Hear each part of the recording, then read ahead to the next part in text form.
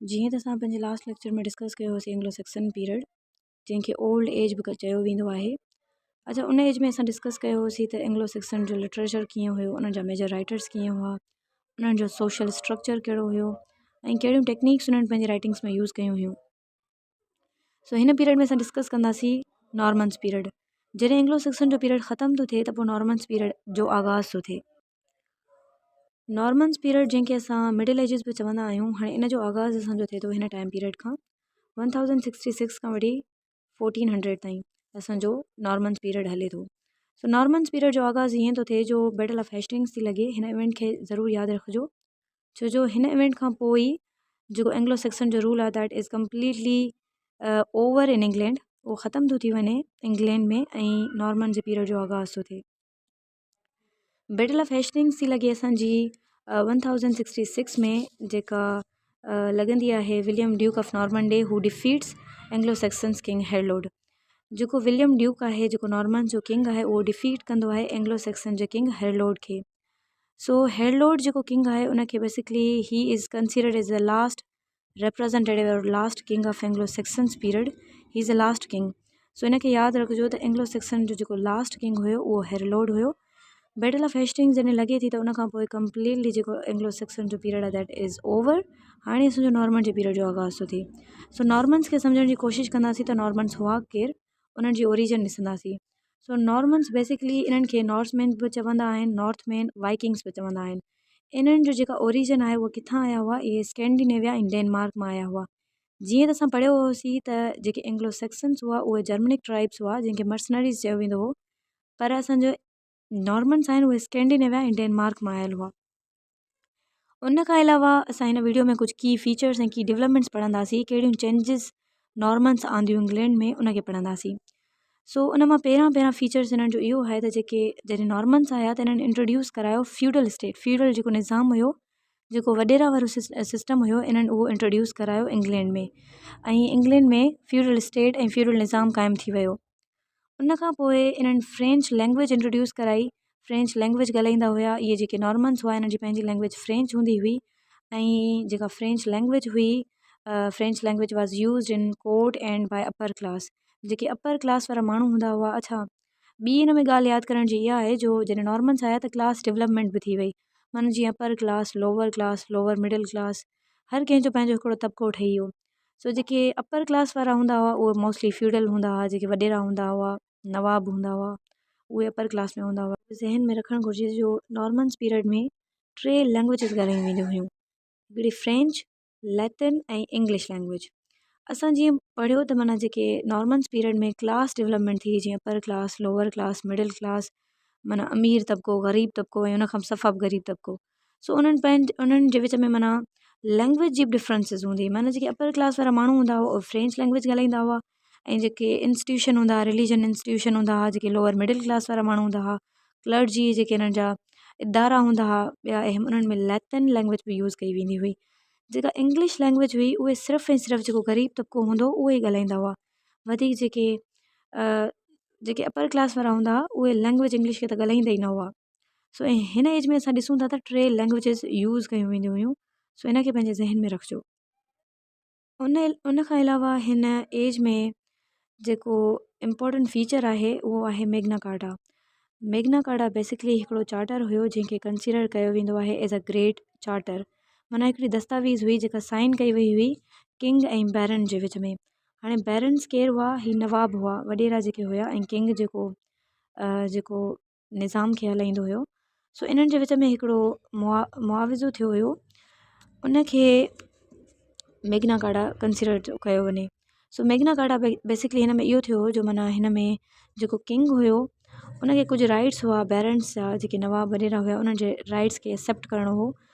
ऐं हिन में इहो थियो हुयो जो जेको किंग हूंदो न, बेसिकली उन टाइम पीरियड में इहो थींदो हुओ जेको किंग हूंदो हुयो उहो माना लॉ खां अबोव हूंदो हुओ। माना उहो कुझु बि चाहे, कहिड़ा बि लॉ हुजनि, कहिड़ा बि कानून हुजनि, उन्हनि खे नाफ़िज़ करे थो सघे पंहिंजे मुफ़ादनि जे बुनियाद ते।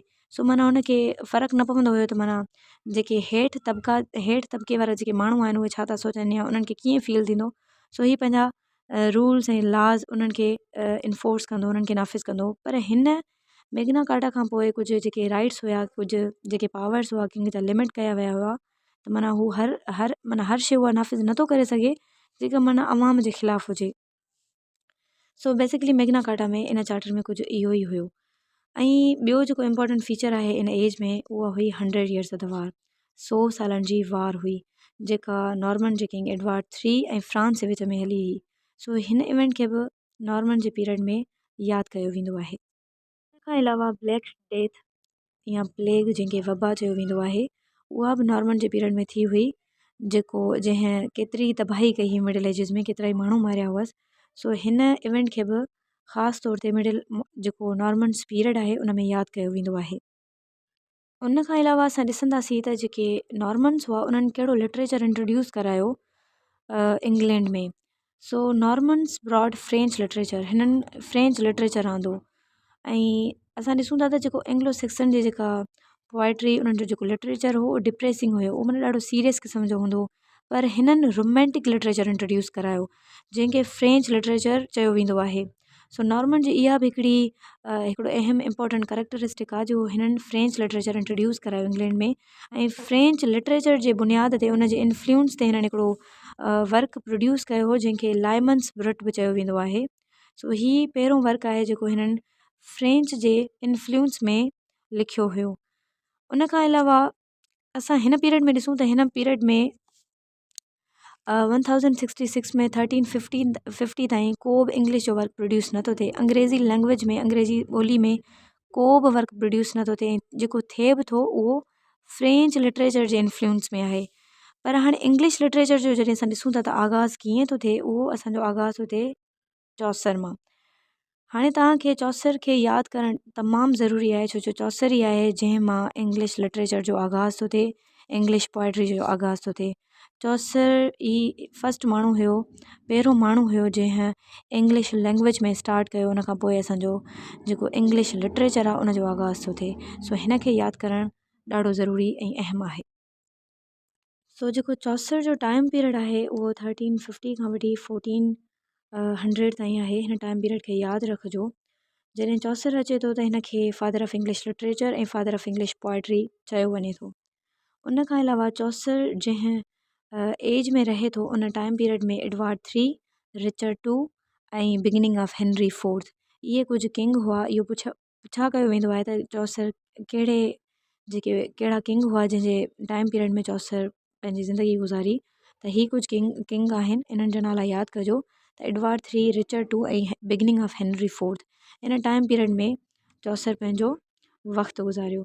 उन खां पोइ हाणे चौसर खे असां ॾिसूं था त चौसर जीअं असां ॾिठो आहे त जेको नॉर्मन्स पीरियड में 3 लैंग्वेजिस यूज़ कयूं थी वञनि, जीअं फ्रेंच लैंग्वेज आहे, लैटिन लैंग्वेज आहे ऐं इंग्लिश लैंग्वेज आहे। सो असां ॾिसूं था इहो इन्फ्लुएंस असांखे चौसर में बि नज़र अचे थो। चौसर बि 3 लैंग्वेजिस में लिखियो आहे, हिकिड़ो फ्रेंच में, लैटिन में, इंग्लिश में। फ्रेंच पीरियड में हिन जेके वर्क्स लिखिया आहिनि, remnant of rose, book of duchess and the parliament of fowls. Italian period में हिन जेके वर्क्स लिखिया आहिनि इटालियन लैंग्वेज में, उहो आहे Troilus and Criseyde, House of Fame, Legend of Good Women. ही हिन जा फ्रेंच ऐं लैटिन कैटेगरी में अची था वञनि। इंग्लिश लैंग्वेज में हिन जो जेको मेजर वर्क प्रोड्यूस थो थिए उहो आहे कैंटरबरी टेल्स। इन खां पोइ इंग्लिश लैंग्वेज जो, इंग्लिश लिटरेचर जो आगाज़ थो थिए ऐं इन वर्क जे करे चौसर खे फादर ऑफ इंग्लिश लिटरेचर चयो वेंदो आहे ऐं फादर ऑफ इंग्लिश पोइट्री चयो वेंदो आहे। सो कैंटरबरी टेल्स बेसिकली इंग्लिश में लिखियो वियो हुयो। इहो हिकिड़ो it is a collection of stories.